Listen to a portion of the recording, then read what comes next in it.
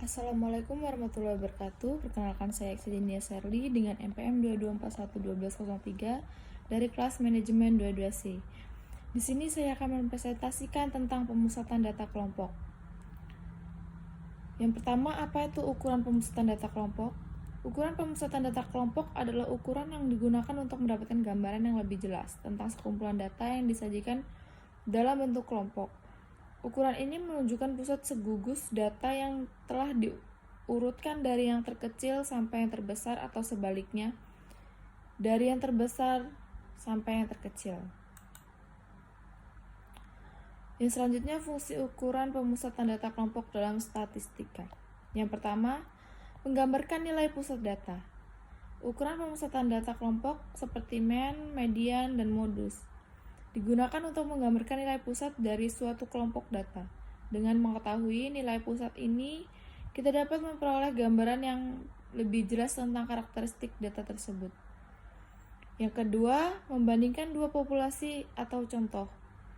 Ukuran pemusatan data kelompok dapat digunakan untuk membandingkan dua populasi atau contoh.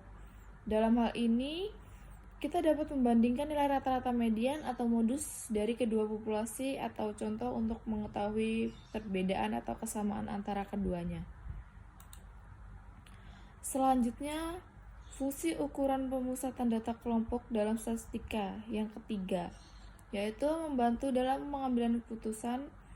Ukuran pemusatan data kelompok dapat membantu dalam pengambilan pemusatan. Misalnya, jika kita ingin mengetahui nilai rata-rata gaji karyawan di suatu perusahaan, kita dapat menggunakan mean untuk memperoleh gambaran yang lebih jelas tentang gaji karyawan tersebut.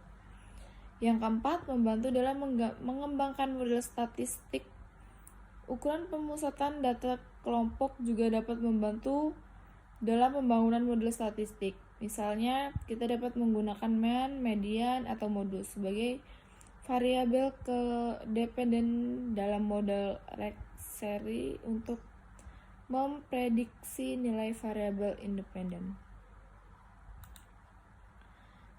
Selanjutnya, ada beberapa ukuran data kelompok yang umum digunakan. Yang pertama, mean. Mean rata-rata nilai dari data kelompok diperoleh dengan berbagai jumlah perkalian antara frekuensi setiap kelas dan nilai tengah pada setiap kelas dengan jumlah total frekuensi. Median, nilai tengah dari data kelompok diperoleh dengan mencari kelas median, yaitu kelas yang memiliki jumlah frekuensi kumulatif lebih besar dari setengah jumlah total frekuensi. Dari kemudian menghitung nilai median menggunakan rumus khusus untuk data kelompok. Yang ketiga, modus. Nilai yang paling sering muncul atau nilai yang mempunyai frekuensi tertinggi. Yang selanjutnya, kuartil adalah nilai yang membagi data menjadi 4 bagian sama banyak.